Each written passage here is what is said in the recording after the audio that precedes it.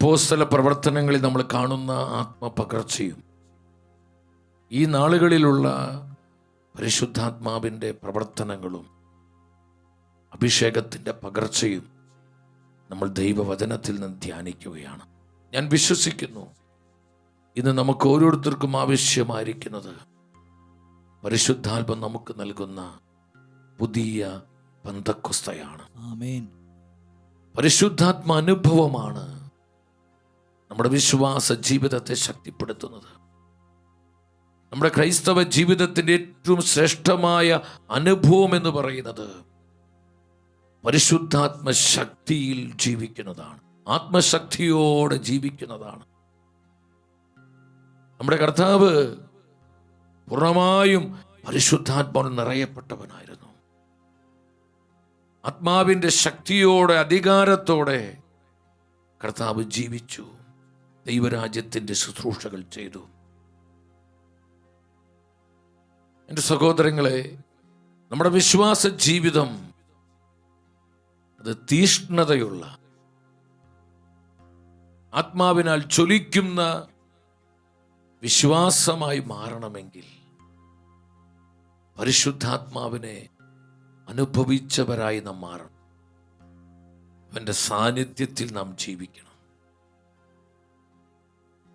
നമുക്കറിയാം, 10 ദിവസക്കാലം ശിഷ്യ സമൂഹം അമ്മമാതാവിനോടൊപ്പം കാത്തിരുന്ന് പ്രാർത്ഥിക്കുകയാണ് പരിശുദ്ധാത്മാവിനായി. പെന്തക്കോസ്ത് ദിനം സമാഗതമായപ്പോൾ അവർ ആത്മാവിനെ അനുഭവിച്ചു. അവരുടെ മേൽ പരിശുദ്ധാത്മാവ് ഇറങ്ങി വന്നു.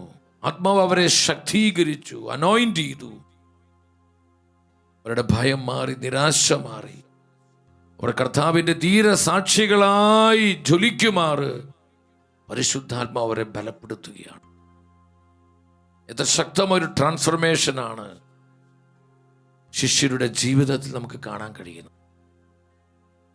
സഭ ജന്മം കൊള്ളുകയാണ്. പരിശുദ്ധാത്മാവ് സഭയ്ക്ക് ജന്മം കൊടുക്കുകയാണ്. അപ്പോസ്തല പ്രവർത്തനങ്ങൾ 2:41 നമ്മൾ കാണുന്നുണ്ട്. അവന്റെ വചനം ശ്രവിച്ചവർ സ്നാനം സ്വീകരിച്ചു. ആ ദിവസം തന്നെ 3000-ഓളം ആളുകൾ അവരോട് ചേർന്നു. ആ ദിവസം തന്നെ 3000-ഓളം ആളുകൾ അവരോട് കൂടെ ചേർന്നു. എൻ്റെ സഹോദരങ്ങളെ, പരിശുദ്ധാത്മാവ് സഭയ്ക്ക് രൂപം കൊടുക്കുകയാണ്. സഭ പിറന്നു വീഴുകയാണ്. 3000-ഓളം പേരെ മാമോദീസ സ്വീകരിച്ച് സഭയിൽ അംഗങ്ങളായിട്ട് മാറി. ആദിമസഭയെ നയിച്ചത് പരിശുദ്ധാത്മാവായിരുന്നു. ആദിമസഭയുടെ ഏക പ്രചോദനം പരിശുദ്ധാത്മാവായിരുന്നു. കാരണം ആദിമസഭയിലെ വിശ്വാസികൾ വ്യക്തിപരമായി പരിശുദ്ധാത്മനെ അനുഭവിച്ചവരും ആത്മശക്തിയിൽ ജീവിച്ചവരുമായിരുന്നു. എൻ്റെ സഹോദരങ്ങളെ, ഈ കാലഘട്ടത്തിലെ സഭയ്ക്ക് ഏറ്റവും ആവശ്യമായിരിക്കുന്നത് ഈ പരിശുദ്ധാത്മാവിൻ്റെ ശക്തിയാണ്. Power of the holy spirit. ആത്മാവിൻ്റെ ശക്തിയിൽ നിറയപ്പെട്ട വന്യ വൈദികർ, സമർപ്പിത സന്യസ്തർ, ആത്മായ പ്രേക്ഷിതർ, ആത്മനിറവുള്ള കുടുംബങ്ങൾ, കുഞ്ഞുങ്ങൾ, യുവജനങ്ങൾ, ആ സഭ തീ പിടിച്ച സഭയായിട്ട് മാറും. അപ്രകാരമുള്ള കുടുംബങ്ങൾ, സമൂഹങ്ങൾ ആത്മാവിൻ്റെ തീയുള്ള കുടുംബങ്ങളാകും. ഇത് പരിശുദ്ധാത്മാവിൻ്റെ സ്വപ്നമാണ് സഹോദരൻ. ആദിമസഭ കത്തിജ്വലിച്ചൊരു സഭയായിരുന്നു. കാരണം സഭയുടെ ഏക പ്രചോദനം പരിശുദ്ധാത്മാവാണ്. പരിശുദ്ധാത്മാവിൻ്റെ പ്രചോദനങ്ങളെ, ആലോചനകളെ സഭ പിൻചെല്ലുകയാണ്, സഭ അനുസരിക്കുകയാണ്. അപ്പോസ്തല പ്രവർത്തനങ്ങളിലേക്ക് നമ്മൾ വരുമ്പോൾ നമുക്ക് കാണാൻ പറ്റും, അപ്പോസ്തല പ്രവർത്തനങ്ങളിൽ വെളിപ്പെട്ട ആത്മപകർച്ചകൾ ഈ പെന്തക്കോസ്ത് ദിനത്തിൻ്റെ ഏറ്റവും അടുത്ത സമയത്ത് നമ്മളായിരിക്കുമ്പോൾ ദൈവവചനത്തിൽ നിന്ന് പരിശുദ്ധാത്മാവിൻ്റെ ഈ പ്രവർത്തനങ്ങളെ ധ്യാനിച്ച് ഈ അഭിഷേകം നമ്മൾ സ്വീകരിക്കുന്നത് അത് ഒത്തിരി അനുഗ്രഹദായകമാണ്. എൻ്റെ ഹൃദയത്തിലെ വലിയൊരു സ്വപ്നമാണ് പരിശുദ്ധാത്മാവിനെ അനുഭവിച്ചുകൊണ്ട് ആത്മപകർച്ചയിൽ ജീവിക്കുന്ന ഒരു സമൂഹമായി, സാക്ഷ്യത്തിൻ്റെ ശക്തമായൊരു സമൂഹമായി നമ്മളെല്ലാവരും ഉണർത്തപ്പെടുക എന്നുള്ളത്. എൻ്റെ സഹോദരങ്ങളെ, അപ്പോസ്തല പ്രവർത്തനം 2-ാം അധ്യായത്തിൽ നമ്മൾ കാണുന്നുണ്ട് ആ ആദ്യ ഉണർവ്, ആദ്യത്തെ ആത്മപകർച്ച. അത് പെന്തക്കോസ്താ ദിനത്തിലാണ്. ജെറുസലേം ഉണർവ് അല്ലെങ്കിൽ ജെറുസലേം റിവൈവൽ എന്ന് വേണമെങ്കിൽ നമുക്കതിനെക്കുറിച്ച് പറയാം. പരിശുദ്ധാത്മാവിൻ്റെ ആരവമുണ്ടായപ്പോൾ, കൊടുങ്കാറ്റടിക്കുന്നത് പോലെയുള്ള ഒരു ശക്തമായ ആരവമുണ്ടായപ്പോൾ അവിടെ എന്താണ് സംഭവിച്ചത്? അപ്പോസ്തല പ്രവർത്തനം 2-ാം അധ്യായം 6-ാം വചനത്തിൽ പറയുന്നു, ആരവമുണ്ടായപ്പോൾ ജനം ഒരുമിച്ച് കൂടുകയും തങ്ങൾ ഓരോരുത്തരുടെയും ഭാഷകളിൽ അപ്പോസ്തലന്മാർ സംസാരിക്കുന്നത് കേട്ട് അത്ഭുതപ്പെടുകയും ചെയ്തവർ അത്ഭുതപ്പെട്ടു. പരിശുദ്ധാത്മാവിന്റെ ആരവമുണ്ടായപ്പോൾ ജനം ഒരുമിച്ച് കൂടുകയാണ്. ആത്മാവ് കൊടുത്ത ഭാഷണപരം അനുസരിച്ച് അപ്പോസ്തലന്മാര് വിവിധ ഭാഷകൾ സംസാരിക്കുന്നത് അവിടെ ഒന്നിച്ചുകൂടിയ ജനം മുഴുവൻ കാണുകയും കേൾക്കുകയുമാണ്. അതിശക്തമായൊരു പരിശുദ്ധാത്മ പ്രവർത്തനം അവിടെ വെളിപ്പെടുകയ സഹോദരങ്ങളെ. ശിഷ്യന്മാർ പരിശുദ്ധാത്മാവിൽ നിറഞ്ഞ് അവർ ആത്മാവിൽ പ്രാർത്ഥിക്കുകയാണ്. വിവിധ ഭാഷകളിൽ അവർ സംസാരിക്കുന്നു, പ്രാർത്ഥിക്കുന്നു. എത്ര ശ്രേഷ്ഠമായൊരു അനുഭവമാണ് സഹോദരങ്ങളെ ഇത്. ഇതൊരു ഗിമ്മിക്സ് അല്ല, ഇത് വെറും വൈകാരികമായൊരു അനുഭൂതിയല്ല. പരിശുദ്ധാത്മ കൊടുക്കുന്ന കൃപകളാണ് സഭയെ പടുത്തുയർത്തുവാൻ, സഭയെ നവീകരിക്കുവാൻ, ലോകത്തെ ഇവാഞ്ചലൈസ് ചെയ്യാൻ, ആത്മാക്കളെ നേടുവാൻ. ഇത് പരിശുദ്ധാത്മാവിന്റെ കൃപകളാണ്. ആമേൻ. വീണ്ടും അപ്പോസ്തല പ്രവർത്തനങ്ങൾ 2:14 വരുമ്പോൾ നമുക്ക് അവിടെ കാണാൻ പറ്റും. പത്രോസ് മറ്റ് 11 പേരോടൊപ്പം എഴുന്നേറ്റ് നിന്ന് ഉച്ചസ്വരത്തിൽ അവരോട് പറഞ്ഞു, പരിശുദ്ധാത്മ ശക്തിയോടെ സുവിശേഷം പ്രഘോഷിക്കുകയാണ് പത്രോസ്ലീഹ. തൻ്റെ ആദ്യത്തെ സുവിശേഷ പ്രഘോഷണം. എൻ്റെ സഹോദരങ്ങൾ, നമ്മൾ മനസ്സിലാക്കണം, ആത്മാവ് പ്രവർത്തിക്കുമ്പോൾ ദൈവത്തിന് ശുശ്രൂഷകളൊക്കെ ശക്തിപ്പെടും. പരിശുദ്ധാത്മാവ് വചനത്തിൻ്റെ ആത്മാവാണ്. സഭയിൽ, ദേശങ്ങളിൽ, രാജ്യങ്ങളിലുള്ള ദൈവവചന ശുശ്രൂഷകൾ, വചന പ്രഘോഷണങ്ങൾ, ദൈവവചനത്തോടുള്ള സ്നേഹം, ആഗ്രഹം, ഇതെല്ലാം ജനത്തിൽ വർദ്ധിച്ചു വരുന്നതായി നമുക്ക് കാണാൻ പറ്റും. ഈ ഒറ്റ സുവിശേഷ പ്രഘോഷണത്തിൽ എന്തു സംഭവിച്ചു? അത് കേട്ടുകൊണ്ടിരുന്ന ജനത്തിന്റെ മേൽ ആത്മാവ് ഇറങ്ങി വരികയാണ്. കാരണം ആത്മശക്തിയോടെയാണ് പത്രോസ്ലീഹ ദൈവത്തിന്റെ വചനം പ്രസംഗിച്ചത്. എവിടെയെല്ലാം ആത്മാവിന്റെ ശക്തിയോടെ സുവിശേഷം പ്രഘോഷിക്കപ്പെടുന്നുവോ അവിടെ ജനങ്ങളിൽ വലിയ മാനസാന്തരങ്ങൾ ആത്മാവ് കൊടുക്കും. അവിടെ അത്ഭുതങ്ങൾ വെളിപ്പെടും, സൗഖ്യങ്ങൾ ഉണ്ടാകും, ഡെലിവറൻസുകൾ ഉണ്ടാകും. ജെറുസലേം റിവൈവൽ, ആ ആദ്യത്തെ ആത്മപകർച്ചയിൽ ഉണ്ടായ ഒന്നാമത്തെ റിസൾട്ട് എന്താണ്? മാനസാന്തരമാണ് സഹോദരങ്ങളെ. ജനം കർത്താവിനെ കണ്ടുമുട്ടി. അനേകം ജീവിതങ്ങളിൽ പരിശുദ്ധാത്മാവ് അനുതാപം കൊടുത്തു. അനേക ഹൃദയങ്ങളെ പരിശുദ്ധാത്മാവ് ഉണർത്തുകയാണ്. പാപബോധമുണ്ടായി, മാനസാന്തരത്തിന് കൃപ ലഭിച്ചു. സുവിശേഷം കേട്ടുകൊണ്ടിരുന്ന ആ ജനക്കൂട്ടത്തിന് എന്താണ് സംഭവിച്ചത്? അപ്പോസ്തല പ്രവർത്തനം 2:37 പറയുന്നു. 2:37 ഇത് കേട്ടപ്പോൾ അവർ ഹൃദയം നുറുങ്ങി. പത്രോസിനോടും മറ്റ് അപ്പോസ്തലന്മാരോടും ചോദിച്ചു, സഹോദരന്മാരെ, ഞങ്ങൾ എന്താണ് ചെയ്യേണ്ടത്? ഹൃദയം നുറുങ്ങി പൊട്ടിക്കരഞ്ഞുകൊണ്ട് ഈ ജനക്കൂട്ടം പത്രോസ്ലീഹായുടെ മറ്റ് അപ്പോസ്തലന്മാരുടെ അരികിൽ ചെന്ന് ചോദിക്കുകയാണ്, ഞങ്ങൾ എന്താണ് ചെയ്യേണ്ടത്? അവർക്ക് ആഴമേറിയ അനുതാപമുണ്ടായി. ജെറുസലേം ഉണർവിൻ്റെ, നിങ്ങൾ ചിന്തിക്കണം, ഇത് പെന്തക്കോസ്താ ദിനത്തിൽ ഉണ്ടായതാണ്. ശക്തമായ ആത്മപകർച്ചയുണ്ടായി അവിടെ. ഈ ആത്മപകർച്ചയിൽ ജനത്തിന് മാനസാന്തരമുണ്ടായി. സഹോദരങ്ങളെ, പരിശുദ്ധാത്മാവ് പ്രവർത്തിക്കുമ്പോൾ സംഭവിക്കുന്ന വലിയൊരു കൃപയാണ് മാനസാന്തരം. അനേകർക്ക് പാപബോധമുണ്ടാകുന്നു, അനുതാപമുണ്ടാകുന്നു, പാപം വിട്ടുപേക്ഷിക്കാൻ തീരുമാനമുണ്ടാകുന്നു. കർത്താവിനായി തങ്ങളുടെ ജീവിതങ്ങളെ ആത്മാവ് രൂപാന്തരപ്പെടുത്തുന്നു. ഇവിടെ അനേകർ ഈശോയെ കണ്ടുമുട്ടുകയാണ്. അവർക്ക് അനുതാപം ഉണ്ടാവുകയാണ്. അവരാണ് 3000-ഓളം പേര്. അവരന്ന് തന്നെ മാമോദിസ സ്വീകരിച്ച് കർത്താവിൻ്റെ സഭയിൽ അംഗങ്ങളായിട്ട് മാറി. ഈ ജെറുസലേമിൽ സംഭവിച്ച, ഈ ആദ്യ പെന്തക്കോസ്തിൽ സംഭവിച്ച ഈ പരിശുദ്ധാത്മ പ്രവർത്തനം വഴി എന്താ സംഭവിച്ചത് സഹോദരങ്ങളെ? ദൈവവചനത്തോട് അതിയായ ദാഹം ജനത്തിന് വർദ്ധിച്ചു. സുവിശേഷ സത്യങ്ങൾ കേൾക്കുവാൻ, വചനം വായിക്കുവാൻ, വചനം ധ്യാനിക്കുവാൻ, അപ്പോസ്തലന്മാരുടെ പ്രബോധനങ്ങൾ കേൾക്കുവാൻ, ദൈവവചനത്തെ സ്വന്തമാക്കുവാൻ ജനം മൂടിക്കൂടുകയാണ്. ആത്മപകർച്ചയുള്ള ജീവിതങ്ങളും കുടുംബങ്ങളും കൂട്ടായ്മകളും ദൈവവചനത്തിൽ നിരന്തരം വളരുന്ന ജീവിതങ്ങളായിട്ട് മാറും. വചനത്തോട് ദാഹവും സ്നേഹവും ഉണ്ടാകും. ഈ കാലഘട്ടത്തിൽ പരിശുദ്ധാത്മാവ് ഈ വിധം പ്രവർത്തിച്ചു കൊണ്ടിരിക്കുക. അനേകായിരങ്ങൾക്ക് ദൈവത്തിൻ്റെ വചനത്തോട് സ്നേഹവും ആഗ്രഹവും തീഷ്ണതയെല്ലാം പരിശുദ്ധാത്മാവ് നൽകിക്കൊണ്ടിരിക്കുന്ന കൃപയുടെ സമയമാണ്.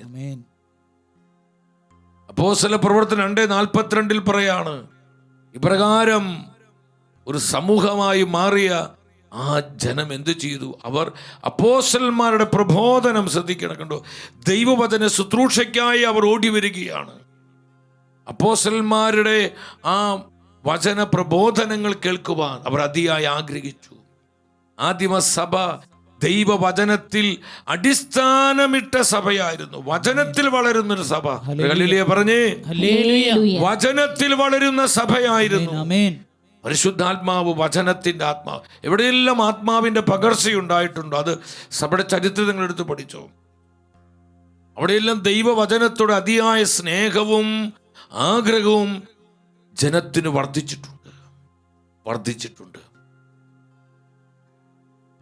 പെന്തക്കോസ്ത് ദിനത്തിലും ഇത് തന്നെയാണ് സംഭവിച്ചത്. രണ്ടാമതെന്ന് കൂട്ടായ്മ ശക്തിപ്പെട്ടു. ഒരു കൂട്ടായ്മയുടെ അനുഭവത്തിലേക്ക് വരികയാണ്. ആത്മപകർച്ച അപ്പോസ്തല പ്രവർത്തനത്തിൽ നമ്മൾ കാണുന്ന ആ ജെറുസലേമിൽ വെളിപ്പെട്ട ഈ ആത്മപകർച്ചയിൽ സംഭവിച്ചത് കൊണ്ട് കൂട്ടായ്മയുടെ അനുഭവമാണ് സഹോദരങ്ങൾ. അവിടെ വലിയ കൂട്ടായ്മയുണ്ടാകുന്നു, ഐക്യമുണ്ടാകുന്നു. മൂന്നാമത് പറയാണ് പ്രാർത്ഥനയാണ്. അവർ ഒന്നിച്ചു പ്രാർത്ഥിക്കുന്നു. പ്രാർത്ഥിക്കാൻ ഭയങ്കരമായ ആഗ്രഹം വരുന്നുണ്ട്.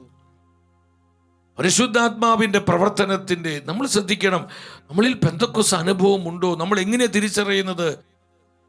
പരിശുദ്ധാത്മാവിൻ്റെ വ്യക്തിപരമായ അനുഭവമുള്ള ഒരു ദൈവ പൈതലാണ് ഞാനും നിങ്ങളും. നമ്മളിൽ ആത്മാവിൻ്റെ നിറവുണ്ടോ നമുക്ക് എങ്ങനെ മനസ്സിലാക്കാം? ആത്മനിറവുള്ള ഒരു വ്യക്തി, ആ വ്യക്തി പ്രാർത്ഥിക്കുന്ന വ്യക്തിയായിരുന്നു. പ്രാർത്ഥിക്കാൻ ഭയങ്കരമായ ആഗ്രഹം, പ്രാർത്ഥിക്കുവാൻ അതിയായൊരു സ്നേഹം, പ്രാർത്ഥിക്കുവാനുള്ള തീഷ്ണത, തൻ്റെ ജീവിതത്തിലെ സഹനങ്ങളെയും പ്രതിസന്ധികളെയും പ്രതികൂലങ്ങളെയും കണ്ണുനീരുകളെയും എല്ലാം പ്രാർത്ഥനയാക്കി മാറ്റുന്നൊരു അഭിഷേകം. ഇതാർക്കാണ് ലഭിക്കുന്നത്? പരിശുദ്ധാത്മ നിറവുള്ള വ്യക്തികൾക്കാണ്. എൻ്റെ സഹോദരങ്ങൾ, നമുക്ക് പ്രാർത്ഥിക്കാൻ പറ്റുന്നില്ലെങ്കിൽ നമുക്ക് ആ നിറവ് നഷ്ടപ്പെട്ടു പോയി. ആത്മാവിൻ്റെ ശക്തി നമ്മളിൽ ഒരുപാട് മങ്ങിപ്പോയി. അഭിഷേകത്തിൻ്റെ ശോഭ നമുക്കില്ലാതെ പോയി. ഇതിൻ്റെ തകർച്ചയാണ് പലപ്പോഴും നമ്മൾ ഇന്ന് അനുഭവിക്കുന്നത്.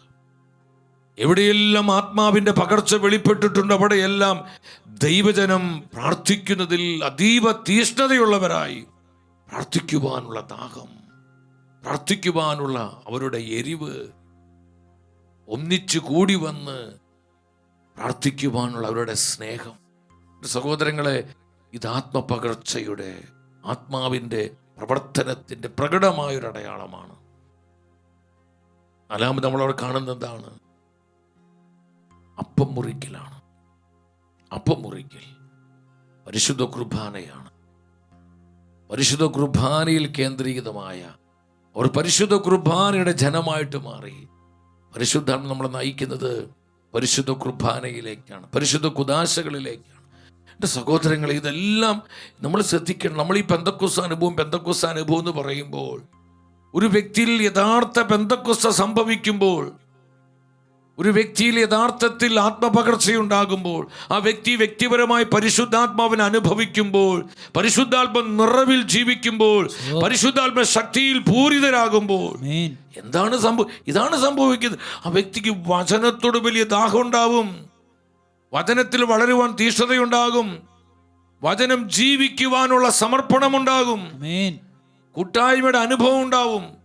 ആ വ്യക്തി അടിസ്ഥാനമായി പ്രാർത്ഥിക്കുന്ന വ്യക്തിയായിരിക്കും. ഒരു സാഹചര്യ വ്യക്തിക്ക് തടസ്സമല്ല, സമയം തടസ്സമല്ല, ജീവിതത്തിന് വ്യഗ്രതകൾ തിരക്കുകളൊന്നും തൻ്റെ പ്രാർത്ഥനയ്ക്ക് തടസ്സമല്ല.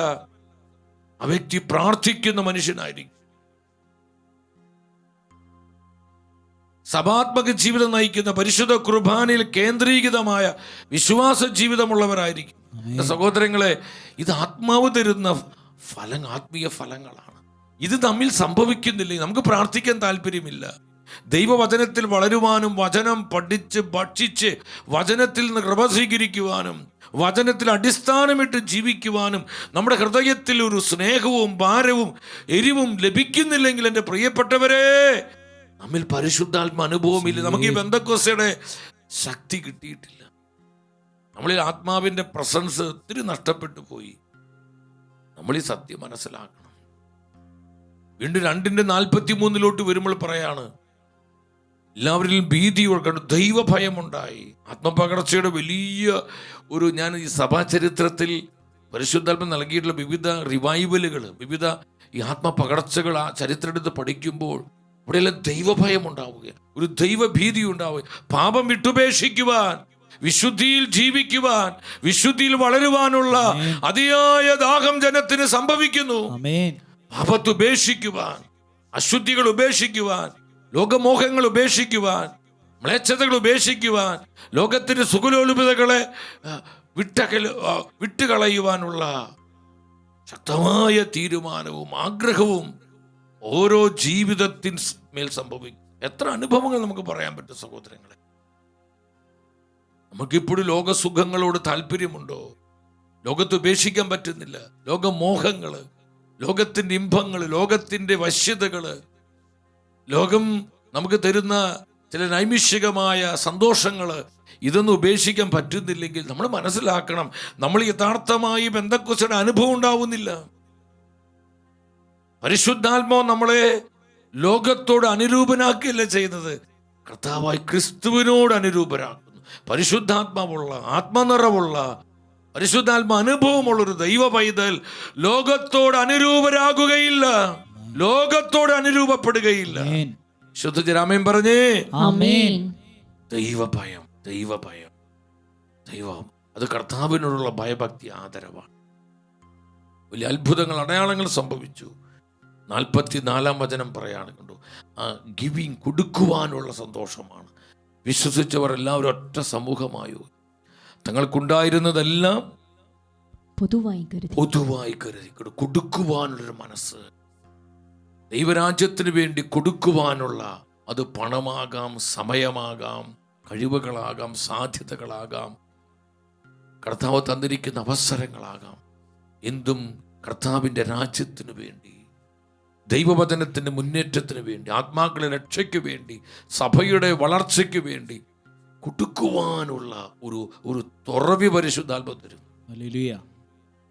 ആത്മപകർച്ച നടന്ന ഇടങ്ങൾ, അങ്ങനെയുള്ള ആ സംഭവങ്ങൾ നമ്മൾ പഠിക്കുമ്പോൾ സഹോദരങ്ങളെ, നമുക്ക് കാണാൻ പറ്റുന്നൊരു പ്രകടമായൊരു കാര്യം, അവർക്ക് കൊടുക്കുവാൻ, കർത്താവിൻ്റെ രാജ്യത്തിന് വേണ്ടി അധ്വാനിക്കുവാൻ, കഷ്ടപ്പെടുവാൻ, എന്തുമാത്രം എഫർട്ട് എടുക്കുവാൻ. അവിടെ പിറുപിറുപ്പില്ല, പരാതികളില്ല, അസ്വസ്ഥതകളില്ല, സന്തോഷത്തോടെ കർത്താവിനായി കൊടുക്കുകയാണ്. ഇത് പെന്തക്കോസ്തയുടെ അനുഭവം, ആത്മനിറവിൻ്റെ അടയാളമാണിത്. സഹോദരങ്ങളെ, കൊടുക്കുവാൻ നമുക്ക് സന്തോഷമുണ്ടോ? കർത്താവിൻ്റെ രാജ്യത്തിന് വേണ്ടി, ദൈവവചനത്തിൻ്റെ വ്യാപനത്തിന് വേണ്ടി, എൻ്റെ കർത്താവ് എനിക്ക് തന്ന എന്തും അത് യഥേഷ്ടം കൊടുക്കുവാനുള്ള ആ ഒരു സമർപ്പണം എനിക്കുണ്ടോ? നമ്മൾ പരിശോധിക്കണം. നമ്മൾ പെന്തക്കോസ്ത വിജിലേക്ക് കടക്കുമ്പോഴൊക്കെ, പെന്തക്കോസ്തയ്ക്ക് വേണ്ടി പ്രാർത്ഥിച്ചൊരുങ്ങുമ്പോൾ നമ്മളിൽ വേണ്ടത് ഈ ആത്മീയതയാണ്. പരിശുദ്ധാത്മാവിൻ്റെ ഈ ഒരു സമൃദ്ധിയാണ് നമ്മൾ അനുഭവിക്കേണ്ടതും സ്വന്തമാക്കേണ്ടതും. വീണ്ടും 45 വചനം, 2:45 ദൈവത്തിൻ്റെ വചനം പറയുന്നു, അതിന് റിസൾട്ട് എന്താണ്? അവരതെല്ലാം ആവശ്യാനുസരണം എല്ലാവർക്കുമായി കണ്ട് അർഹതപ്പെട്ടവർക്കെല്ലാം അത് വീതിച്ചു കൊടുക്കുകയാണ്. സഭയിൽ സ്നേഹം വർദ്ധിച്ചു, ഐക്യം വർദ്ധിച്ചു. സഹോദരങ്ങൾ, സ്വാർത്ഥതകളില്ല, പിടിവാശികളില്ല, തൻപോരുമയില്ല. സ്നേഹത്തിൻ്റെ, ഐക്യതയുടെ, കൂട്ടായ്മയുടെ ഒരു സമൂഹമാവുകയാണ്. 47-ാം വചനത്തിൽ വളരെ ശ്രേഷ്ഠമായ മറ്റൊരു കാര്യം ഇവിടെ കാണാൻ പറ്റും. ഇതെല്ലാം ജെറുസലേമിൽ വെളിപ്പെട്ട ആത്മപകർച്ച. അതാണ് ആദ്യ പെന്തക്കോസ്തയിൽ സംഭവിച്ചത്. അവർ ദൈവത്തെ സ്തുതിക്കുകയും എല്ലാ മനുഷ്യരുടെയും സംപ്രീതിക്ക് പാത്രമാവുകയും ചെയ്തു. രക്ഷ പ്രാപിക്കുന്നവരെ ദിനം തോറും കർത്താവ് അവരുടെ ഗണത്തിൽ പ്രതിദിനം ചേർത്തുകൊണ്ടിരുന്നു. ആദിമസഭ ഒരു മിഷണറി ചർച്ച് ആയിരുന്നു, ഒരു ഇവാഞ്ചലിസ്റ്റിക് ചർച്ച്. അവർ ധാരാളം സുവിശേഷം പ്രസംഗിച്ചു. കർത്താവ് ജനത്തെ മാനസാന്തരപ്പെടുത്തി. പരിശുദ്ധാത്മാവ് അനേകർക്ക് ഈശോയെ കണ്ടുമുട്ടുവാൻ കൃപ കൊടുക്കുകയാണ്.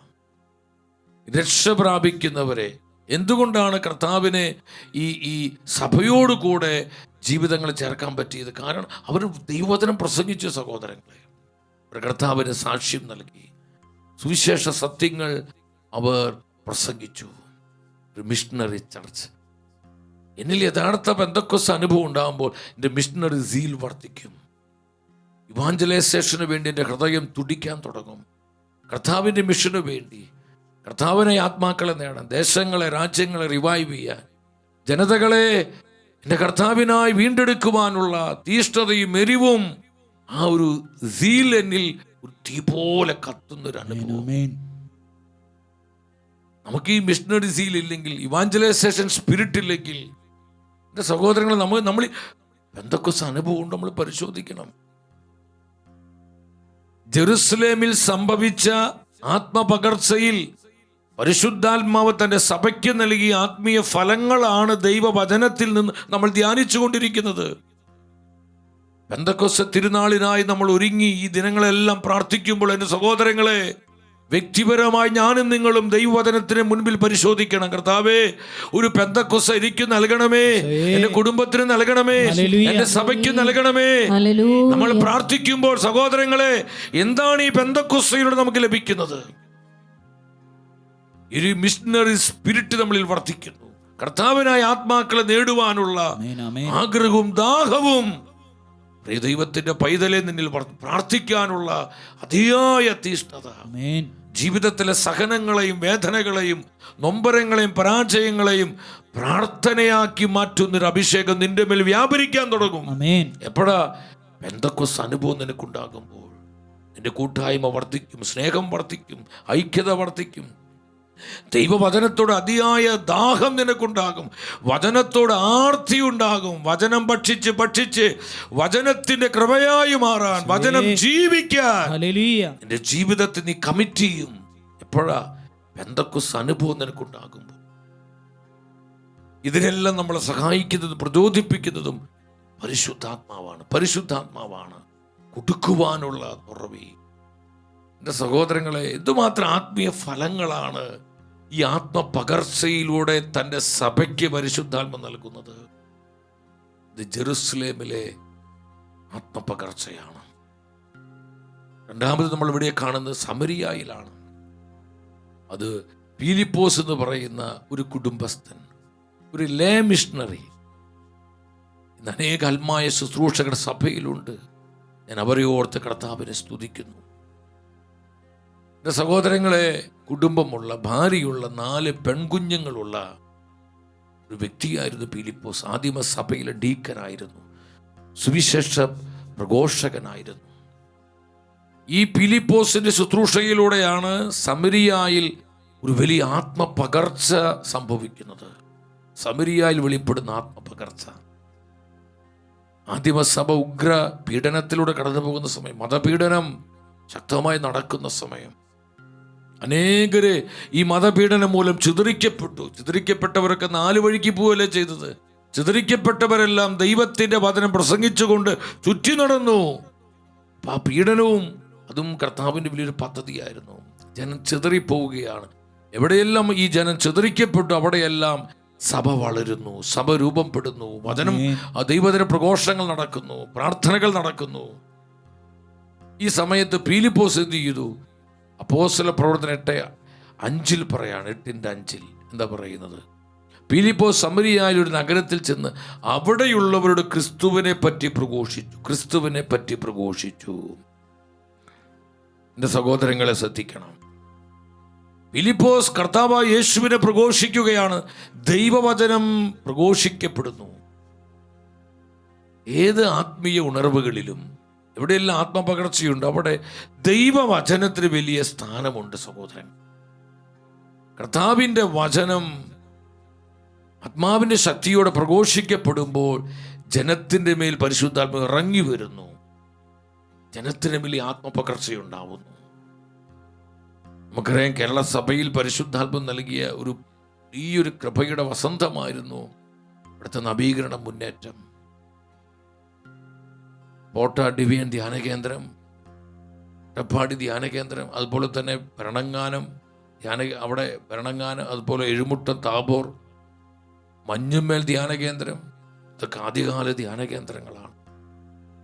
എൻ്റെ സഹോദരങ്ങളെ, ജനലക്ഷങ്ങളാണ് സുവിശേഷ സത്യങ്ങൾ കേട്ട് കർത്താവായ യേശുക്രിസ്തുവിനെ ഏകരക്ഷകനും കർത്താവുമായി സ്വീകരിക്കുവാൻ പരിശുദ്ധാത്മാവ് ഇടവരുത്തിയത്. ജനങ്ങളിൽ വലിയ ആത്മപകർച്ചയുണ്ടായി. ജനം കൂട്ടം കൂട്ടമായി കർത്താവിൻ്റെ രക്ഷയിലേക്ക് വന്നു. മനുഷ്യ ബുദ്ധിക്ക് അതീതമായ അത്ഭുതങ്ങൾ സംഭവിച്ചു. മാറാ രോഗികൾ സൗഖ്യപ്പെട്ടു. പിശാചനാൽ ആക്രമിക്കപ്പെട്ട പൈശാചിക ബാധയുള്ള അനേകം ജീവിതങ്ങൾ കർത്താവിൻ്റെ വിമോചന ശക്തി അനുഭവിച്ചു.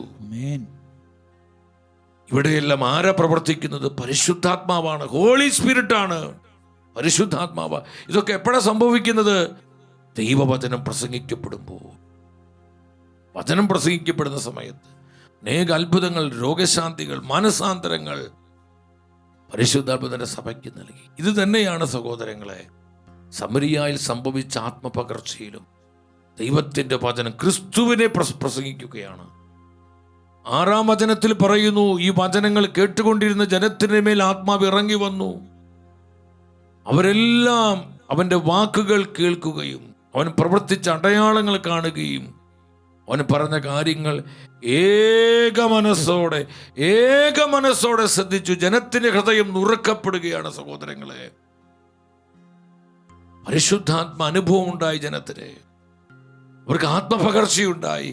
അവർ കർത്താവിനെ കണ്ടുമുട്ടി. മാനസാന്തരമുണ്ടായി. അടിസ്ഥാന മാനസാന്തരം ഉണ്ടായി. മാത്രമല്ല, ജനത്തിൽ എപ്രകാരമാണ് പരിശുദ്ധാത്മ പ്രവർത്തിച്ചത്?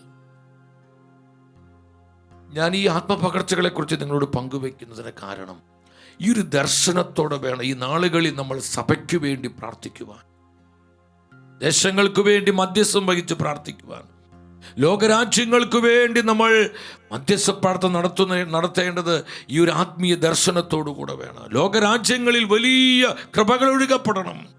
പരിശുദ്ധാത്മ പകർച്ചയുണ്ടാവണം. അമേരിക്കൻ ഭൂഖണ്ഡത്തിലും യൂറോപ്യൻ ഭൂഖണ്ഡത്തിലും ആഫ്രിക്കൻ ഭൂഖണ്ഡത്തിലും ഓഷ്യാന ഭൂഖണ്ഡത്തിലും ഏഷ്യൻ ഭൂഖണ്ഡത്തിലും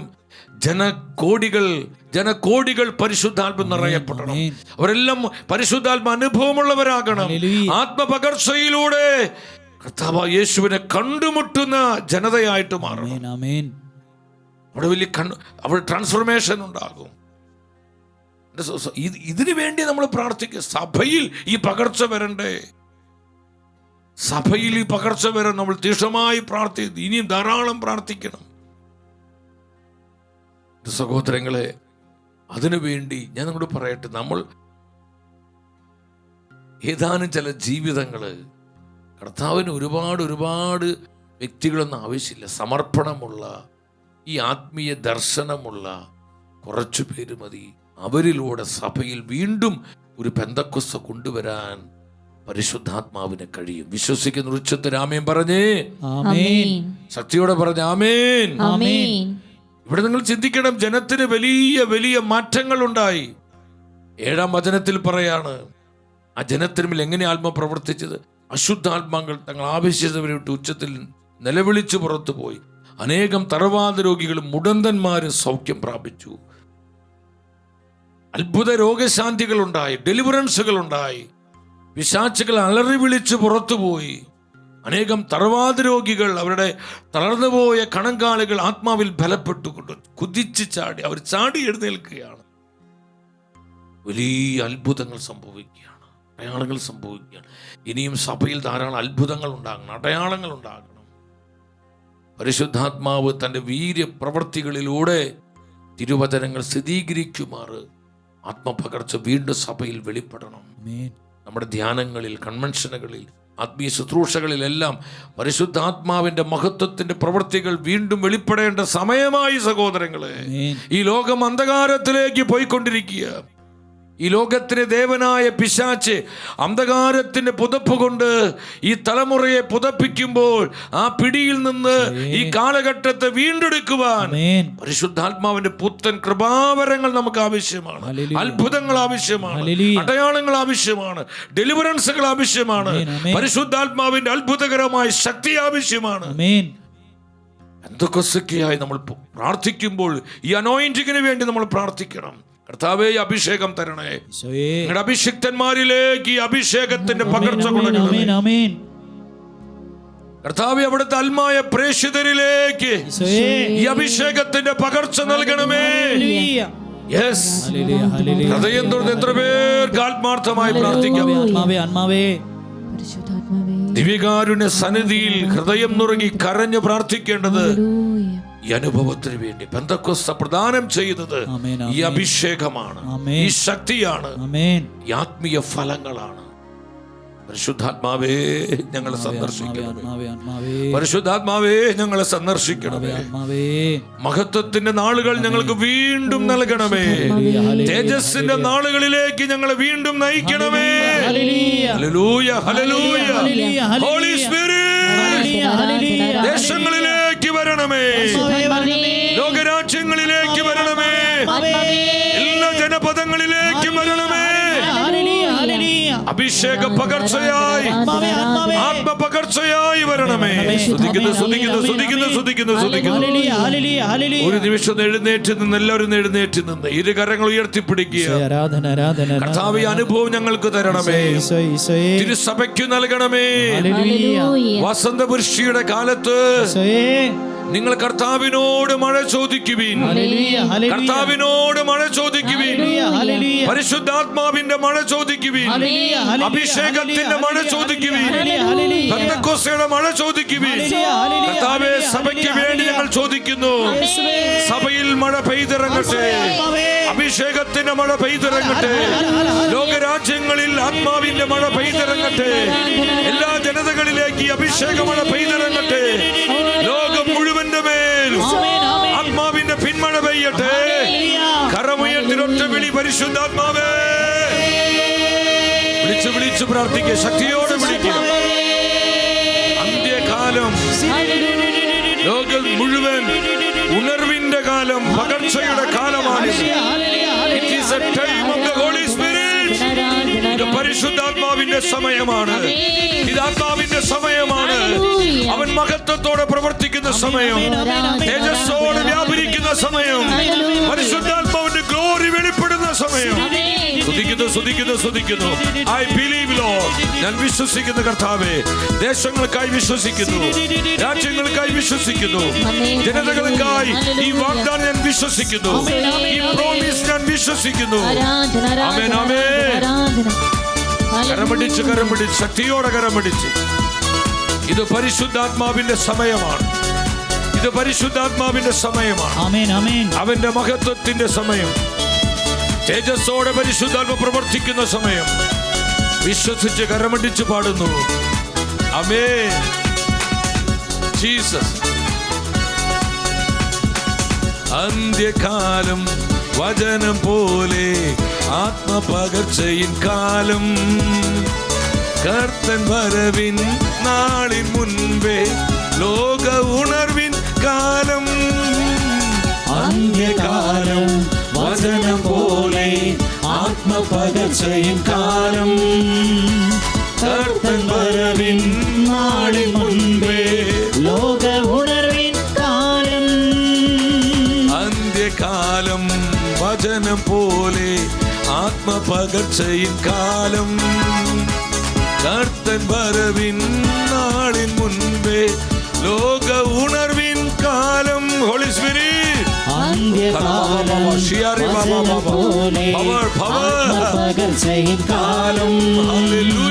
കർത്തൻ വരവിൻ നാളിൻ മുൻപേ ലോക ഉണർവിൻ കാലം. പരിശുദ്ധാത്മാവേ ഉണർവിൻ നായകനേ, അളവ് കൂടാതെ കൃപകൾ ചൊരിയണമേ. പരിശുദ്ധാത്മാവേ, പരിശുദ്ധാത്മാവേ, പരിശുദ്ധാത്മാവേ,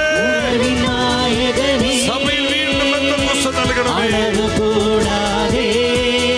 രാജ്യങ്ങൾ ജനതകളിൽ ആത്മപകർച്ച, ആത്മപകർച്ച, ആത്മപകർച്ച നൽകണമേ. Hallelujah, hallelujah, hallelujah, hallelujah. ഒന്നിച്ചു പ്രാർത്ഥിക്കുന്ന പരിശുദ്ധാത്മാവേ, ഒരു മനസ്സോടെ പ്രാർത്ഥിക്കുന്ന പരിശുദ്ധ, ഒരു പുതിയ റിവൈവൽ, ലോകവ്യാപകമായ ആത്മപകർച്ച നൽകണമേ. ലോകവ്യാപകമായ റിവൈവൽ നൽകണമേ. ലോകത്തെ ഉണർത്തുന്ന, ലോകരാജ്യങ്ങളെ നവീകരിക്കുന്ന വലിയ പകർച്ച പരിശുദ്ധാത്മാവേ തലമുറയ്ക്ക് നൽകണമേ. സ്തുതിക്കുന്നു, സ്തുതിക്കുന്നു, സ്തുതിക്കുന്നു, സ്തുതിക്കുന്നു, സ്തുതിക്കുന്നു, സ്തുതിക്കുന്നു, സ്തുതിക്കുന്നു, സ്തുതിക്കുന്നു. Mighty Lord, mighty Lord, mighty Lord, mighty Lord, mighty Lord, mighty Lord. Jesus, Jesus, oh Jesus, Jesus. പരിശുദ്ധാത്മാവേ, പെന്തക്കോസ്ത് അനുഭവം, പെന്തക്കോസ്ത് അനുഭവം, ആത്മപകർച്ച, ആത്മാവിന്റെ പകർച്ച നൽകണം. പുതിയൊരു പകർച്ചയിലേക്ക് ഞങ്ങളെ നയിക്കണമേ. അഭിഷേക പകർച്ച ഞങ്ങൾക്ക്. ആമേൻ, ആമേൻ.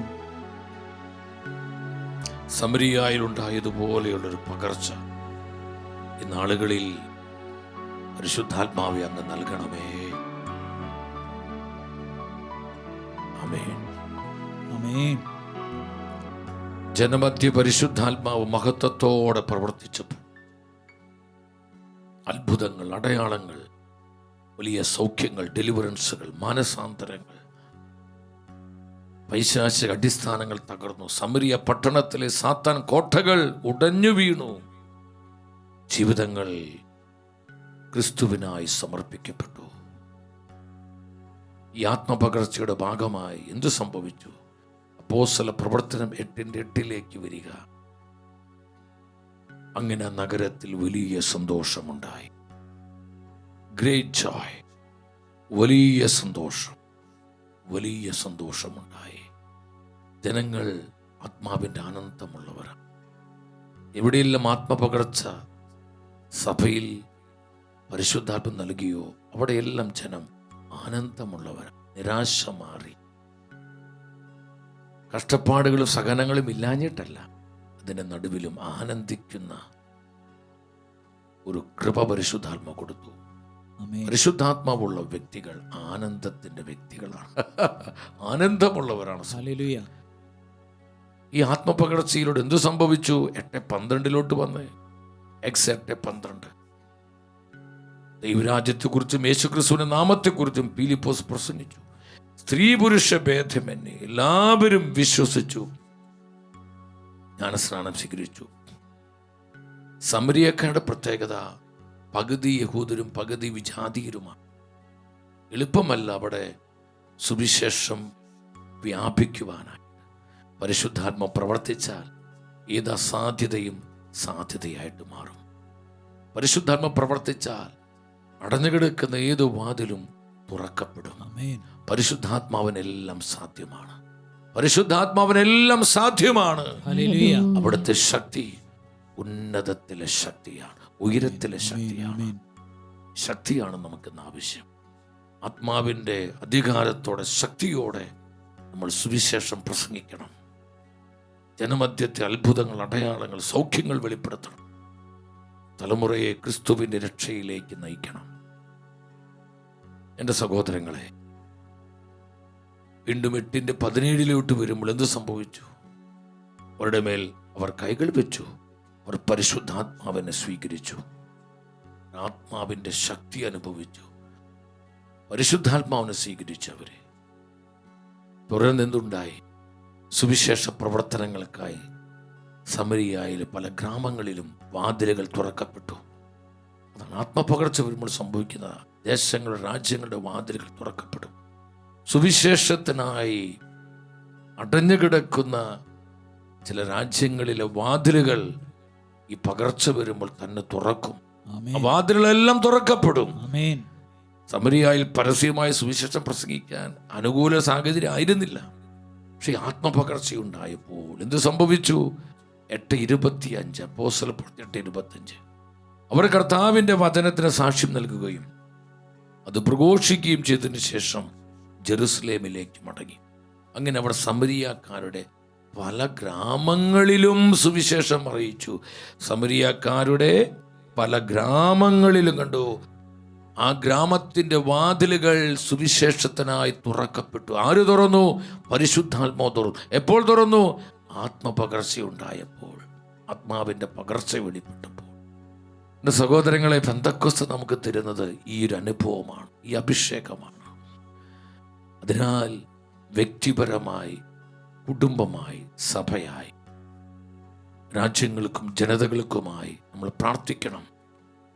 തുറന്നു വീഴുന്ന പെന്തക്കോസ്ത് വിജിലിയിൽ നമ്മൾ പ്രാർത്ഥിക്കേണ്ടത് ലോകം മുഴുവൻ ഒരു ആത്മപകർച്ചയുണ്ടാകുവാൻ, സഭയിൽ വീണ്ടും പരിശുദ്ധാത്മാവിൻ്റെ ആ മഹത്വത്തിൻ്റെ വസന്തം വെളിപ്പെടുവാൻ, തേജസ്സിൻ്റെ ശുശ്രൂഷകൾ വെളിപ്പെടുവാൻ തീഷ്ണതയോടെ നമ്മൾ പ്രാർത്ഥിക്കണം. സഹോദരങ്ങൾ, പ്രാർത്ഥിക്കണം. ദൈവജനത്തിൻ്റെ പ്രാർത്ഥനയിൽ ആത്മപകർച്ചയുണ്ടാവും. പരിശുദ്ധാത്മാവ് തന്നെ തൻ്റെ ജനത്തിൻ്റെ മേൽ പകരും. ആ പകരുന്നതാണ് റിവൈവൽ. അതാണ് ആത്മപകർച്ച. അതിന് പറയുന്ന പേരാണ് ഉണർവ്. മലയാളത്തിൽ ഉണർവ് എന്നൊക്കെ പറയുന്നത്. സഹോദരങ്ങളെ, പരിശുദ്ധാത്മാവ് തന്നെ തൻ്റെ ജനത്തിൻ്റെ മേൽ പകരുന്നതാണ്. ഗ്രാമങ്ങളിലെ വാതിലുകൾ തുറക്കപ്പെടുകയാണ്. വീണ്ടും മറ്റൊരു മൂന്നാമത്തൊരു ആത്മപകർച്ചയാണ്. അത് പത്രോസ്ലിഹായുടെ ശുശ്രൂഷ വഴിയാണ് സംഭവിക്കുന്നത്. അതെവിടെയാണ് നടക്കുന്നത്? കേസറിയായിൽ ആത്മപകർച്ച, അല്ല കേസറിയായിൽ റിവൈവൽ. അപ്പോസ്തല പ്രവർത്തനം 10-ാം അധ്യായം, അവിടെ നിങ്ങൾ ശ്രദ്ധിക്കണം. കൊർന്നേലിയൂസ് എന്ന ആ ശതാധിപന്റെ ഭവനത്തിൽ നൂറുകണക്കിന് ആൾക്കാർ സമ്മേളിച്ചിരിക്കുക. അവൻ്റെ വീട്ടുകാരുണ്ട്, ബന്ധുമിത്രങ്ങളുണ്ട്, പരിചയക്കാരുണ്ട്, അടുത്തുള്ളവരെല്ലാം സുവിശേഷം കേൾപ്പിക്കാൻ കൊർന്നേലിയൂസ് കർത്താവിൻ്റെ ആജ്ഞപ്രകാരം തൻ്റെ ഭവനത്തിൽ അതിനുള്ള സജ്ജീകരണങ്ങൾ ഒരുക്കിയിരിക്കുകയാണ്. സുവിശേഷം പ്രസംഗിക്കാൻ വരുന്നത് പത്രോസ്ലീഹയാണ്. അപ്പോസ്തല പ്രവർത്തനം 10-ാം അധ്യായത്തിലേക്ക് വരുമ്പോൾ നമുക്ക് കാണാൻ പറ്റും 34-ാമത്തെ വചനം. 34 പത്രോസ് അവരോട് സംസാരിച്ചു തുടങ്ങി. സത്യമായും ദൈവത്തിന് പക്ഷപാതമില്ലെന്ന് പത്രോസ്ലീഹ പറയാണ്. ഇനി 44-ാം വചനത്തിലോട്ട് വന്ന് ഈ സുവിശേഷ സത്യങ്ങൾ ജനമധ്യ പ്രസംഗിച്ചു കൊണ്ടിരിക്കുമ്പോൾ കേട്ടുകൊണ്ടിരുന്ന എല്ലാവരുടെയും മേൽ പരിശുദ്ധാത്മാവ് വന്നു. ഹല്ലേലൂയ.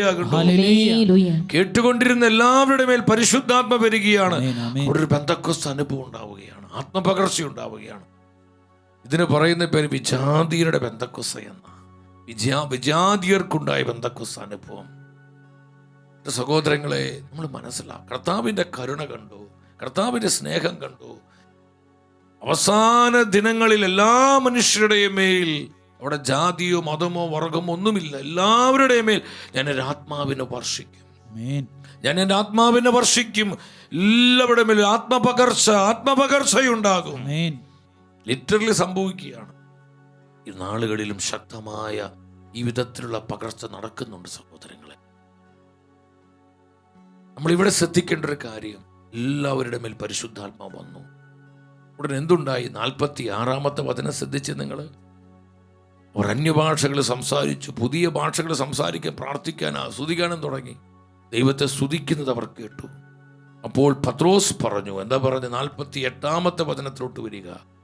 യേശുക്രിസ്തുവിന്റെ നാമത്തിൽ അവർക്ക് സ്നാനം നൽകാൻ അവൻ കൽപ്പിച്ചു. കുറേ ദിവസം തങ്ങളോടുകൂടി താമസിക്കണമെന്ന് അവർ അവനോട് അഭ്യർത്ഥിച്ചു. ഇങ്ങനെ വിജാതിയിലേക്ക് പരിശുദ്ധാത്മ പ്രവർത്തനം വ്യാപിക്കുകയാണ്. കേരള സഭയിൽ പരിശുദ്ധാത്മാവ് ഇതുപോലൊരു പെന്തക്കോസ്ത് അനുഭവം കൊടുത്തപ്പോൾ കരിസ്മാറ്റിക് നവീകരണ മുന്നേറ്റത്തിൻ്റെ മുന്നേറ്റമെന്ന ആ ശുശ്രൂഷയിലൂടെ വലിയൊരു ആത്മപകർച്ച നമ്മുടെ സഭയ്ക്ക് പരിശുദ്ധാത്മം നൽകി. സഹോദരങ്ങളെ, ജാതീയരായ ലക്ഷക്കണക്കിന് ജീവിതങ്ങളിലേക്ക്, കുടുംബങ്ങളിലേക്ക് സുവിശേഷം കടന്നു ചെന്നു. യേശുക്രിസ്തുവിനെ ഏക രക്ഷിതാവായി 10,000 സ്വീകരിച്ചു. ആരും നിർബന്ധിച്ചിട്ടല്ല, ആരും പറഞ്ഞിട്ടല്ല. പരിശുദ്ധാത്മ പ്രവർത്തിച്ചപ്പോൾ അവർക്ക് ആ സത്യം മനസ്സിലായി. അങ്ങനെ ക്രിസ്തു മാർഗത്തിലേക്ക് വന്ന് മതം മാറ്റാനോ ഒന്നുമല്ല, അവർ സ്വയം എടുത്ത തീരുമാനം. അവരെ അതിൽ നിന്ന് പിന്തിരിപ്പിച്ചപ്പോഴും ഒരുപാട് ഞങ്ങൾക്ക് യേശുവിനെ വേണം, യേശുക്രിസ്തുവിലൂടെ ലഭ്യമായ സൗജന്യ രക്ഷ വേണം, ഞങ്ങൾക്ക് നിത്യജീവൻ വേണം, ഞങ്ങൾക്ക് കർത്താവായ യേശുവിൻ്റെ പ്രേക്ഷിതരാവണം. ഈ ഒരു സമർപ്പണത്തോടെ ലക്ഷക്കണക്കിന് വിജാതീയരാണ് കർത്താവിൻ്റെ രക്ഷയിലേക്ക് വന്നത്. ഇത് പരിശുദ്ധാത്മയുടെ പ്രവർത്തനം. ഇതുപോലെയാണ് ആ കൊർന്നല്യൂസിന്റെ ഭവനത്തിലേക്ക് പരിശുദ്ധാത്മ ഇറങ്ങി വന്നപ്പോൾ വിജാതീയ കൂട്ടങ്ങളിലേക്ക് ദൈവവചനത്തിൻ്റെ വ്യാപനമുണ്ടാവുകയാണ്, ദൈവജനത്തിൻ്റെ ശക്തി വെളിപ്പെടുകയാണ്. സഹോദരങ്ങളെ, നമ്മൾ പ്രാർത്ഥിക്കണം. ക്രിസ്തുവിനറിയാത്ത വ്യക്തികൾ, ക്രിസ്തുവിനറിയാത്ത രാജ്യങ്ങൾ, ക്രിസ്തുവിനറിയാത്ത ദേശങ്ങൾ, യേശുക്രിസ്തുവിന് രക്ഷ സ്വീകരിക്കാത്ത എത്രയോ രാജ്യങ്ങൾ, ദേശങ്ങൾ ഈ ആധുനിക ലോകത്തിലുണ്ട്. അവിടെയെല്ലാം ആത്മപകർച്ചയ്ക്ക് വേണ്ടി പ്രാർത്ഥിക്കുക. അവിടെ പരസ്യമായി സുവിശേഷം പ്രസംഗിക്കാൻ പറ്റില്ല, അത് വളരെ നിയമവിരുദ്ധമാണ്. പലയിടങ്ങളിലും മിഷൻ പ്രവർത്തനങ്ങൾ ചെയ്യാൻ സാധ്യമല്ല. അവിടെ ഒരുപാട് എതിർപ്പുകളും ബുദ്ധിമുട്ടുകളൊക്കെ ഉണ്ട്. നമുക്കൊരു കാര്യം ചെയ്യാം, രാജ്യങ്ങൾക്ക് വേണ്ടി നമ്മൾ പ്രാർത്ഥിക്കുമ്പോൾ കർത്താവേ അവിടെ ആത്മാവിനെ പകരണമേ, ആത്മപകർച്ച കൊടുക്കണമേ. അനേകര് ദർശനത്തോടെ പ്രാർത്ഥിക്കുമ്പോൾ ഒരു കാര്യം നിങ്ങൾ മനസ്സിലാക്കിക്കൊള്ളുക, ആ പ്രാർത്ഥനയ്ക്ക് സ്വർഗം മറുപടി തരും. അവിടെ ആത്മാവിന്റെ പകർച്ചയുണ്ടാകും. ആത്മപകർച്ച സംഭവിക്കുമ്പോൾ ജനം മാനസാന്തരപ്പെടും, ജനം ക്രിസ്തുവിനെ കണ്ടുമുട്ടും, അത്ഭുതങ്ങൾ ഉണ്ടാകും, സൗഖ്യങ്ങൾ ഉണ്ടാകും, ഡെലിവറൻസുകൾ ഉണ്ടാകും. അവിടെ സഭ രൂപം കൊള്ളും. പരിശുദ്ധാത്മാവ് മഹത്വത്തോടെ ജനത്തിന്റെ മേൽ പ്രവർത്തിക്കാൻ തുടങ്ങും, വ്യാപരിക്കും. സഹോദരൻ, ഈ വചനങ്ങളെല്ലാം നമ്മൾ പഠിപ്പിക്കുന്ന സത്യം അതല്ല. അതുകൊണ്ട് വ്യക്തിപരമായി എനിക്ക് പെന്തക്കോസ്ത് അനുഭവം കിട്ടണമെന്ന് പറഞ്ഞ് നമ്മൾ ഒതുങ്ങിപ്പോരുത്. വിശുദ്ധനായ ജോൺ 2 മാർപ്പാപ്പ പറയുന്നുണ്ട്, പ്രത്യാശ നഷ്ടപ്പെട്ടുകൊണ്ടിരിക്കുന്ന ഈ ലോകത്തിന് നമ്മൾ പരിശുദ്ധാത്മാവിനെ കാണിച്ചു കൊടുക്കണം. അവൻ പ്രത്യാശയുടെ ആത്മാവാണ്. ഈ ലോകം എങ്ങനെ പരിശുദ്ധാത്മാവിനെ കാണും? ഈ ലോകം എങ്ങനെ പരിശുദ്ധാത്മാവിനെ കണ്ടുമുട്ടും? ഒറ്റ ഉത്തരവേ ഉള്ളൂ, നമ്മിലൂടെ പരിശുദ്ധാത്മ പ്രവർത്തിക്കുമ്പോൾ ലോകം കാണും. ഇതാണ് പരിശുദ്ധാത്മാവിന്റെ പ്രവർത്തനം. നമ്മിലൂടെ വെളിപ്പെടുന്ന പരിശുദ്ധാത്മാവിന്റെ പ്രവർത്തനങ്ങളിലൂടെയാണ് ഈ ലോകം പരിശുദ്ധാത്മാവിനെ കണ്ടുമുട്ടുന്നത്, പരിശുദ്ധാത്മ ശക്തി അനുഭവിക്കുന്നത്, പരിശുദ്ധാത്മാവിന്റെ മഹത്വം അവർ ദർശിക്കുന്നത്. നമ്മിലൂടെ പരിശുദ്ധാത്മാവിന്റെ മാനിഫെസ്റ്റേഷൻ ഉണ്ടാകണം. അപ്പോൾ വ്യക്തിപരമായി നമുക്ക് പെന്തക്കോസ്ത് അനുഭവം വേണം, നമ്മുടെ കുടുംബങ്ങൾക്ക് വേണം, നമ്മുടെ തലമുറകൾക്ക് വേണം, നമ്മുടെ സഭയ്ക്ക് ഏറ്റവും ആവശ്യമായിട്ടത് വേണം. രാജ്യങ്ങൾക്കും ജനതകൾക്കും ഈ പെന്തക്കോസ്ത് അനുഭവം ഉണ്ടാവണം. ഞാൻ പറഞ്ഞു വരുന്നത്, അത് വ്യക്തിപരമായി പ്രാർത്ഥിച്ച് നമ്മൾ ഒതുക്കിക്കളയരുത്. നമുക്കൊരു വൈഡറായി വിഷൻ ഉണ്ടാകണം. ലോകവ്യാപകമായി ഈ പകർച്ച സംഭവിക്കണം. രാജ്യങ്ങളും ജനതകളും ഈ ആത്മപകർച്ചയിലേക്ക് കടന്നു വരണം. സഹോദരങ്ങളെ, ഇത് പരിശുദ്ധാത്മാവിന്റെ സമയമാണ്. ആത്മാവ് മഹത്വത്തോടെ പ്രവർത്തിക്കുന്ന സമയം, ആത്മാവിന്റെ തേജസ് വീണ്ടും തന്റെ സഭയിൽ കർത്താവ് വെളിപ്പെടുത്തുന്ന സമയം. It is the time of the holy spirit. പരിശുദ്ധാത്മാവിന്റെ സമയം, പരിശുദ്ധാത്മാവിന്റെ സമയം. ഏകവിജാതീയർ മാനസാന്തരപ്പെട്ടു. അടുത്തൊരു റിവൈവൽ ആത്മപകർച്ചയാണ്. അത് എഫേസോസിലാണ് സംഭവിച്ചത്. അത് പൗലോസ്ലിഹായുടെ ശുശ്രൂഷ വഴിയാണ് എഫേസോസിൽ വലിയ ആത്മപകർച്ചയുണ്ടായി. ഈ ആത്മപകർച്ചകൾ നമ്മൾ ധ്യാനിക്കുന്നത് ഈ കാലഘട്ടത്തിൽ ഇതുപോലെ ശക്തമായ ആത്മാവിൻ്റെ പ്രവർത്തനങ്ങൾ സഭയിൽ സജീവമാകാനാണ്. നമ്മുടെ ജീവിതത്തെ അതിനായി ക്രമപ്പെടുത്തണം. നമ്മുടെ കുടുംബത്തെ പരിശുദ്ധാത്മാവിൻ്റെ ഈ സജീവമായ പ്രവർത്തനങ്ങൾക്കായി നമ്മുടെ കുടുംബത്തെ ക്രമപ്പെടുത്തണം. പരിശുദ്ധാത്മാവിനെ വേദനിപ്പിക്കുന്ന എല്ലാം നമ്മൾ അകറ്റിക്കളയണം. പരിശുദ്ധാത്മാവിനോട് സഹകരിക്കണം, ആത്മാവിനെ സ്നേഹിക്കണം, ആത്മാവിനെ അനുസരിക്കണം. നമ്മൾ പരിശുദ്ധാത്മാവോടെല്ലാം ചോദിച്ച് ചെയ്യാൻ പഠിക്കണം. എല്ലാം ആത്മാവിനോട് ചോദിച്ച് ചെയ്യണം. എല്ലാം പരിശുദ്ധാത്മാവോട് ചോദിക്കണം. അവൻ്റെ ആലോചന സ്വീകരിക്കണം. എൻ്റെ സഹോദരങ്ങളെ, അപ്പോസ്തല പ്രവർത്തനങ്ങൾ 19-ാം അധ്യായം 1-2 വചനങ്ങൾ ശ്രദ്ധാപൂർവം വായിക്കുക. അപ്പോളോസ് കൊറിന്തോസിലായിരുന്നപ്പോൾ പൗലോസ് ഉൾനാടുകളിലൂടെ സഞ്ചരിച്ച് എഫെസോസിലെത്തി. അവിടെ അവൻ ഏതാനും ശിഷ്യരെ കണ്ടു. അവൻ അവരോട് ചോദിച്ചു, നിങ്ങൾ വിശ്വാസികളായപ്പോൾ പരിശുദ്ധാത്മാവിനെ സ്വീകരിച്ചുവോ? അവർ പറഞ്ഞു, ഇല്ല, പരിശുദ്ധാത്മാവ് എന്നൊന്ന് ഉണ്ടെന്ന് പോലും ഞങ്ങൾ കേട്ടിട്ടില്ല. എന്തൊരു കഷ്ടം ആലോചിച്ച് നോക്കി. പരിശുദ്ധാത്മാവ് ആദ്യമായിട്ട് കേൾക്കുകയാണ്. നിങ്ങൾക്ക് പരിശുദ്ധാത്മ അനുഭവം ഉണ്ടായിട്ടില്ല, നിങ്ങൾ പരിശുദ്ധാത്മാവിനെ പ്രാപിച്ചിട്ടില്ല. അപ്പോൾ ഈ പൗലോസ്ലീഹ അവരോട് കാര്യങ്ങൾ പറഞ്ഞു കൊടുക്കുകയാണ്. ഇനി 5-6 വചനങ്ങൾ നിങ്ങൾ ശ്രദ്ധിച്ച്. അവർ ഇത് കേട്ട് ആ വചനങ്ങളൊക്കെ കേട്ട് കഴിഞ്ഞപ്പോൾ അവർ കർത്താവായ യേശുവിൻ്റെ നാമത്തിൽ മാമോദീസ സ്നാനം സ്വീകരിച്ചു. 6-ാമത്തെ വചനം പറയാം. ഉടനെ പൗലോസ് അവരുടെ മേൽ കൈകൾ വെച്ചപ്പോൾ പരിശുദ്ധാത്മാവ് അവരുടെ മേൽ വന്നു. അവർ അന്യഭാഷകളെ സംസാരിക്കുകയും പ്രവചിക്കുകയും ചെയ്തു. 7-ാം വചനം പറയുന്നുണ്ട്, അവർ ഏകദേശം 12 പേരായിരുന്നു. അവർ ഏകദേശം 12 പേരായിരുന്നു. ഈ 12 പേരിലൂടെ എഫെസോസിൽ മാത്രമല്ല, ഏഷ്യ മൈനറിൽ സുവിശേഷത്തിന്റെ തീ കത്തിക്കുകയാണ് പരിശുദ്ധാത്മ. ഒരു വ്യക്തിയിൽ പരിശുദ്ധാത്മ അനുഭവം ഉണ്ടായാൽ ആ വ്യക്തി കത്തുന്ന ആത്മാവ്, തീ പിടിച്ച ആത്മാവാകും, തീയുള്ള ഒരു ആത്മാവായിരുന്നു. ആരിങ്ങനെ പുറകെ ഉന്തണ്ട, പ്രാർത്ഥിക്കുക, വചനം വായിക്കുക, അല്ലെങ്കിൽ സുവിശേഷ വേല ചെയ്യ്, കർത്താവിനായി പ്രയോജനപ്പെട്, നിന്റെ ജീവിതം ദൈവമഹത്വത്തിനായിട്ട് സമർപ്പിക്കുക. ഇങ്ങനെ ഫോഴ്സ് ചെയ്യേണ്ട, നിർബന്ധിക്കേണ്ട. ആ വ്യക്തി സ്വയം പരിശുദ്ധാത്മാവിനാൽ പ്രചോദിതനായി ഇതെല്ലാം ആനന്ദത്തോടെ നിർവഹിക്കും. ആനന്ദത്തോടെ ചെയ്യുന്നൊരു വ്യക്തിയായിരിക്കും. നിങ്ങൾ ശ്രദ്ധിക്കണം. അത് ഏഷ്യ മൈനർ മുഴുവൻ ഈ 12 പേരിലൂടെ, 12 അപ്പോസ്തലന്മാരുടെ ലോകം മുഴുവൻ കർത്താവ് സുവിശേഷം എത്തിക്കാൻ അവർ ഉപയോഗിച്ചതുപോലെ ഈ 12 പേരിലൂടെ ഏഷ്യ മൈനറിൽ സുവിശേഷത്തിൻ്റെ തീ കത്തുകയും. എഫെസസ് പട്ടണത്തിൽ ദൈവശക്തി വ്യാപരിച്ചു. പരിശുദ്ധാത്മാവിന്റെ മാനിഫെസ്റ്റേഷൻ ഉണ്ടായി, ആത്മപകർച്ചയുണ്ടായി. നിങ്ങൾ മനസ്സിലാക്കണത്. 19:11 വരിക. 19:11 എന്താ പറയുന്നത്? പൗലോസിന്റെ കരങ്ങൾ വഴി ദൈവം അസാധാരണമായ അത്ഭുതങ്ങൾ പ്രവർത്തിച്ചു കൊണ്ടിരുന്നു. പരിശുദ്ധാത്മാവിന്റെ പ്രവർത്തനങ്ങൾ കണ്ടു കഴിഞ്ഞപ്പോൾ 19:17 വചനത്തിൽ വചനം പഠിപ്പിക്കുന്നു, എഫെസോസിൽ വസിച്ചിരുന്ന യഹൂദരും ഗ്രീക്കുകാരുമായി എല്ലാവരും ഈ വിവരം അറിഞ്ഞു ഭയപ്പെട്ടു. ഭയമുണ്ടായി. ഇത് എന്താ? ഇങ്ങോട്ട് നോക്കിയത് നിങ്ങൾ. ഇത് പാമ്പിനെ കാണുമ്പോൾ വരുന്ന ഭയമല്ല. ഇത് ശക്തമായ ഇടിവെട്ടും ഇടിമിന്നലും കാണുമ്പോഴുള്ള പേടിയല്ല ഇത് സഹോദരങ്ങളെ.